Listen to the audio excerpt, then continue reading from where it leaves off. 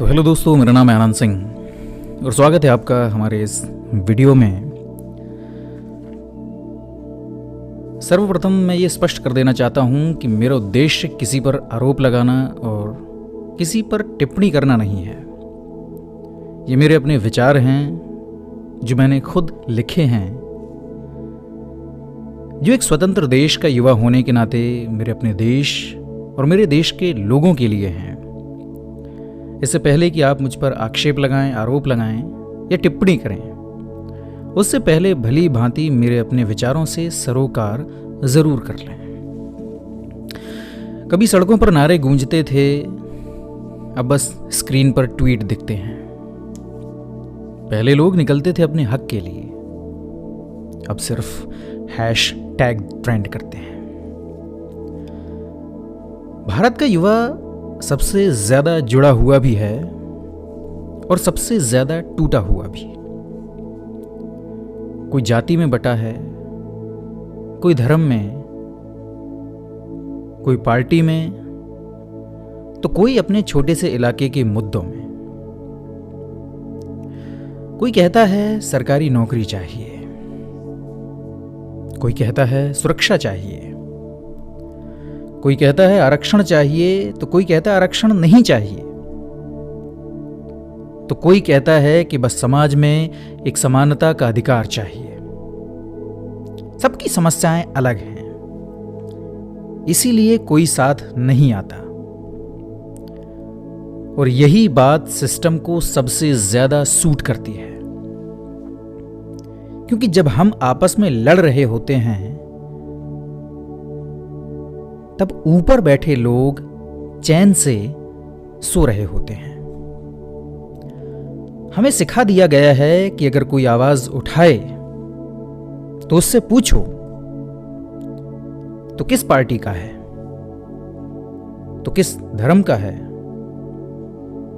तेरा मजहब क्या है, तेरी जाति क्या है। सवाल अब ये नहीं रहता कि वो सही है या गलत, सवाल बस इतना होता है कि वो है कौन। और इसीलिए आज युवा बोलता नहीं,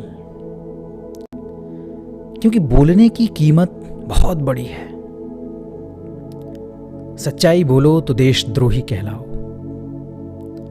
सिस्टम पर आवाज करो तो एंटी नेशनल बन जाओ। डर सबको है, पर डर के पीछे एक और सच्चाई है कि हम अकेले हैं। यदि हम बोलने में उतरेंगे तो हमारे पीछे खड़े होने वाले शायद एक या दो लोग हैं, बाकी सब ये तय करेंगे कि ये किस जाति का है, किस धर्म का है, और उसी के हिसाब से मुझे एक विशेष पार्टी के पाबंद में डाल दिया जाएगा। जो लड़ाई सबकी होनी चाहिए थी वो अब मेरी या तेरी रह गई है।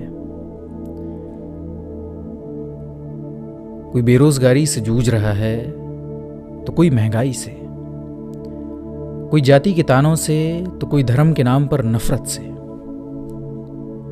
लेकिन कोई ऐसा मंच नहीं जहां सब एक साथ बोल सके, जहां मेरा दर्द और तेरा दर्द एक ही कहानी लगे। इसलिए सड़कों पर अब नारे नहीं गूंजते, बस मीम्स, ट्वीट्स और रील्स चलती हैं। सोशल मीडिया पर युवा सबसे ज्यादा एक्टिव रहता है।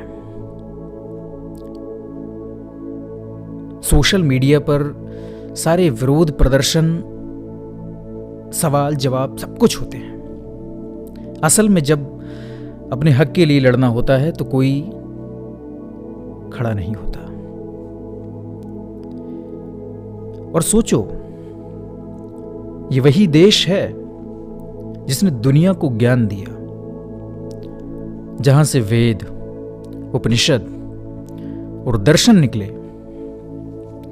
बड़े बड़े महापुरुष, विद्वान, ज्ञानी इसी देश से निकले और आज हम ही दुनिया में जाने जाते हैं मूर्ख, अज्ञानी और अंधविश्वासी के नाम से, क्योंकि हमने सोचना छोड़ दिया है, सवाल करना छोड़ दिया है और सबसे बड़ा अपराध, हमने सुनना छोड़ दिया है। लेकिन ये देश अब भी हमारे ही हाथों में है। बदलाव कोई नेता नहीं लाएगा। नेता आएगा, वादे करेगा और चला जाएगा।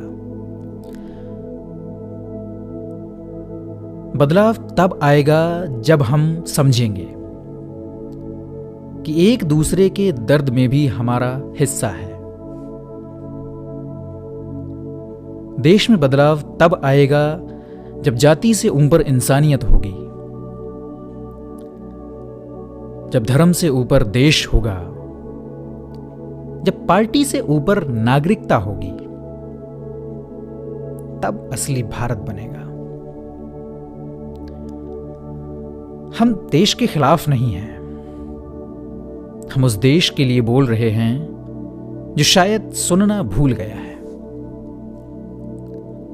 हम वो युवा हैं जो अब भी उम्मीद रखते हैं कि एक दिन सड़कों पर फिर से आवाजें गूंजेगी, पर इस बार किसी पार्टी के लिए नहीं, हमारे अपने देश के लिए, हमारे अपने भारत के लिए, हमारे अपने राष्ट्र के लिए। तो बहुत बहुत धन्यवाद दोस्तों, मिलते हैं अगली वीडियो में। तब तक सुनते रहिए, देखते रहिए। धन्यवाद।